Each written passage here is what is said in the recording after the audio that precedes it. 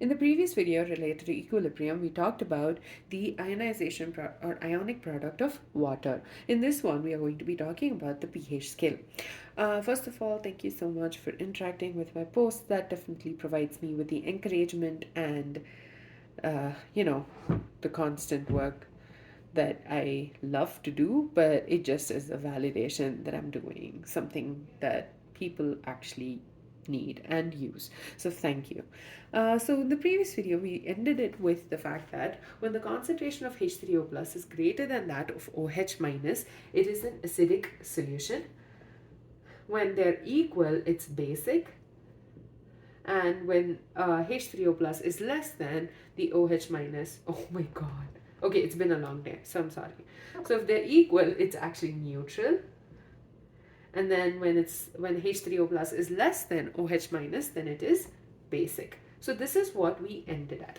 So this seems like a very abstract way of looking at the concentrations of H3O plus and OH minus. So instead of doing this all the time, what we have now is called the pH scale. And I am sure you know about this, even in those random ads where they're like, oh, the pH of this soap is not that basic, it's really good for your skin, which is why you should use our product. I'm sure you've heard about that, right? So what does that mean, right? So pH scale gives us, first of all, we know that the concentration of the hydrogen H plus ions gives us the idea related to if a solution is acidic or basic. So the concentration is which of this H plus ion in logarithmic scale is called the pH scale. So when you express the concentration of the hydrogen ion in the logarithmic scale, it's called the pH scale. So pH is essentially the negative logarithm to the base 10 of activity of hydrogen ion. I guess I could have written it beforehand, but oh well. So, what, according to your textbook, this is the definition given: the negative logarithm to the base 10 of activity of hydrogen ion. Now, I am sure you understand the basic idea of logarithm, right? So, I'm going to assume you know that. But the question is, what's this activity? And I like that in your textbooks, it's just that, oh, activity is this dimensionless unit. But what is it? So the activity of the hydrogen ion is almost similar to the concentration. Okay, so the activity is basically the effective concentration of hydrogen ions. So if you think about it, let's say you have a bunch of ions in a solution. Okay, so many different ions. So obviously, the ions are going to interact with each other to form, to make sure that this let's assume this is a hydrogen ion. Okay, now let's say we have a bunch of other ions, and they're going to interact with this H plus ion, and this in turn will decrease its activity. Okay, so activity is essentially the effective hydrogen ions that are free to participate in a chemical reaction. So only certain hydrogen ions can participate in a chemical reaction when you have a concentrated solution. Okay, so obviously you are going to have interactions between the ions, right? So what is happening is those ions are going to make sure that the H plus ion is not able to interact or is able to react properly. So that's the activity. But when you think about dilute solutions, you do not have a lot of interactions happening. Okay, and when we consider dilute solutions, also this is written as AH. So when you consider dilute solutions, the activity will be equal to the concentration. Okay, so activity is the one is basically the effective concentration of the hydrogen ions, and at the point where it's super dilute, the activity is going to be equal to the concentration. So there are various interactions that might affect the activity. Okay, so uh, and not always do you have activity equals to concentration. It's only because we're considering dilute solution, and also ideal solutions will have activity will be equal to concentration. And then, oh, you guys don't know solutions, do you? That's a chapter for 12th grade. Anyways, so the the activity is equal to the concentration when we are considering a dilute solution. Also, it does not have any units because it's essentially like a ratio. This is what you need to understand about activity. Okay, so basically the AH is equal to the concentration of H plus, and it's a dimensionless unit because it's a ratio. Okay, so when we have pH is a negative log to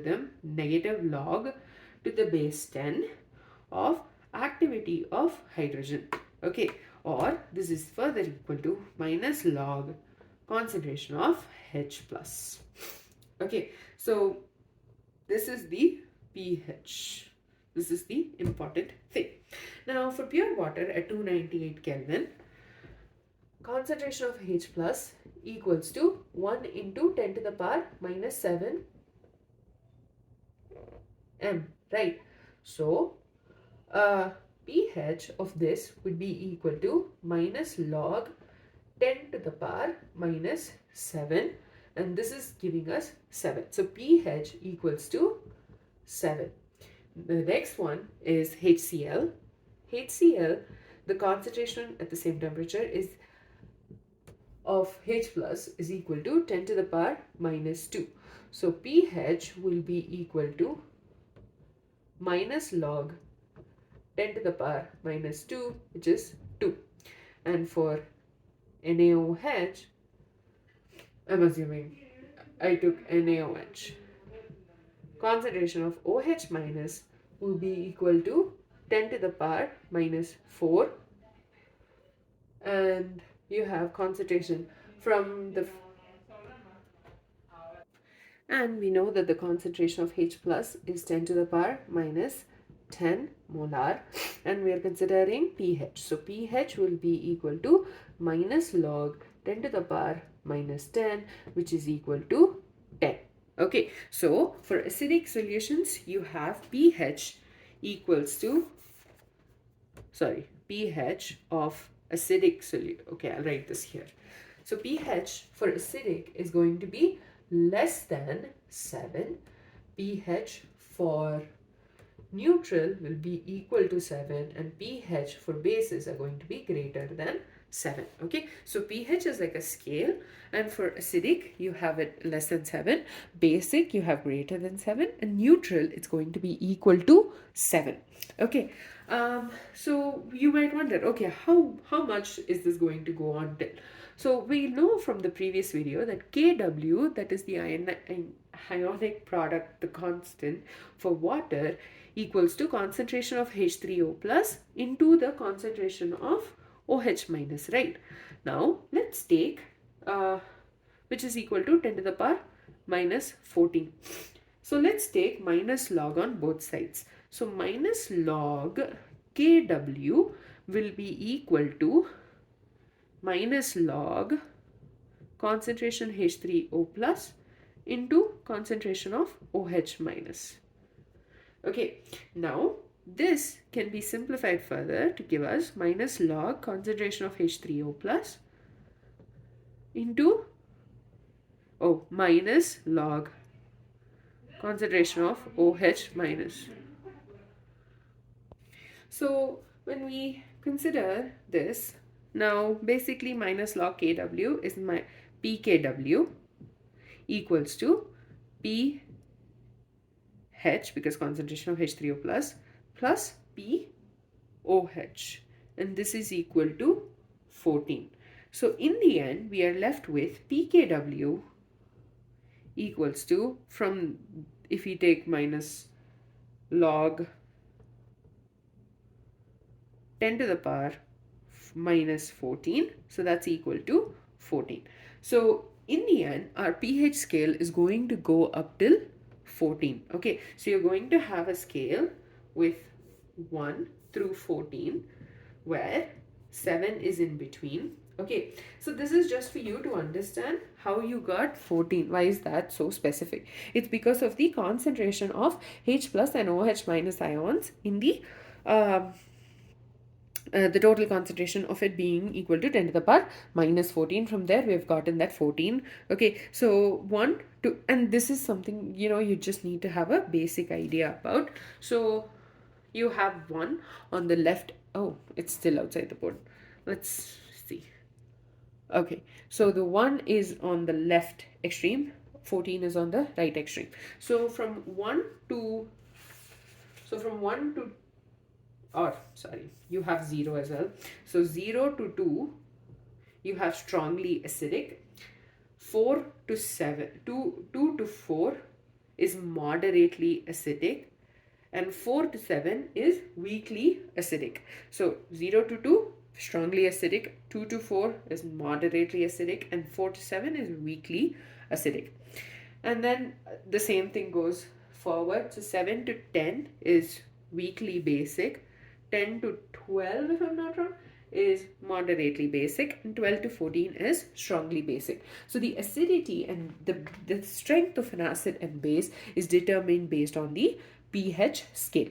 Okay, now of late we have this thing called the universal indicator, which can detect the pH of various substances. Of late we also have 4 different strips which have different colors. In the past it was just one color that you would use, but this cool thing makes sure you can actually predict the pH of a particular substance with the accuracy of 0.5 pH, and that's kind of cool.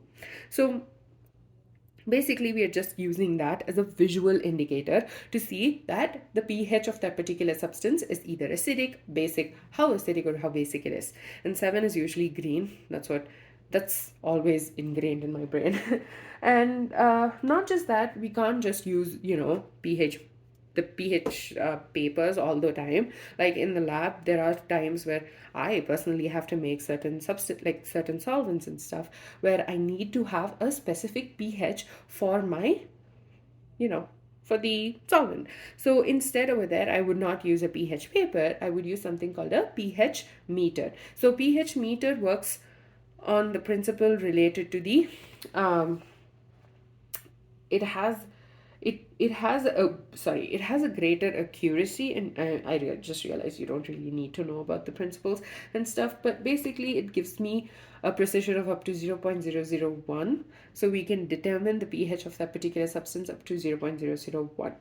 Not just that, when we have like acids and bases titrations, we need something called an indicator that gets added to it. So the indicator reacts in such a way that the conjugate acid and base have different colors. So at the end point, which is the point where complete reaction has taken place, you can see that, oh, there's a change in color. And one of the most common ones is phenolphthalein. Phenolphthalein indicator has that pale pink color, and I'm sure you probably have an experiment related to that in the lab. So basically indicators are also going to follow the basic principles behind equilibrium. So that's the conjugate acid base principle. So when you have HIN, which is the indicator in its acidic form, is in water, H3O plus, which is going to be the conjugate acid, plus In minus. This is the conjugate base, which will have a different color. So at the end point, this color will change from this to this. So with that, we are done with pH scale. So pH is the negative logarithm to the base 10 for the activity of hydrogen ion. So the activity is almost like the effective concentration of the hydrogen ion. So it does not have units, it's dimensionless. So pH equals to minus log AH, which is almost equal to the concentration of hydrogen when it's a dilute solution or when it's an ideal solution. And you'll learn a lot about ideal solutions in the chapter solutions, and I'm pretty sure it's in class 12. I am 99% sure it's in class 12, but it's also been a long day.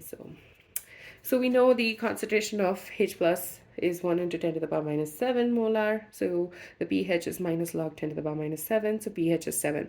So at neutral, you have pH equals to 7. pH less than 7 is acidic. pH greater than 7 is basic. Now we know Kw equals to 10 to the power minus 14. When we take minus log, when we take pKw, which is the negative logarithm to the base 10 of this value, you get the value 14, which is why we have our scale going from 0 to 14. There are so many common stuff in the household that is acidic or basic. So 0 to 2 is strongly acidic, 2 to 4 moderately acidic, 4 to 7 weakly acidic, and then it goes all the way to 14 for basic. And we use universal indicator, and nowadays you have 4 strips of pH paper that acts as an indicator, and that gives us the idea as to what the pH is. And we also have these things called as pH meters, which help us figure out the exact value of the pH of a solution, and it's way more sensitive than the pH paper. I hope all of that made sense. I know it's a lot of information. I do try to make sure my videos are 10 minutes long, but I've not been able to do that. But yeah, so I hope all of that made sense, and definitely check out the next video related to, I'm pretty sure we're doing the example problems related to pH next.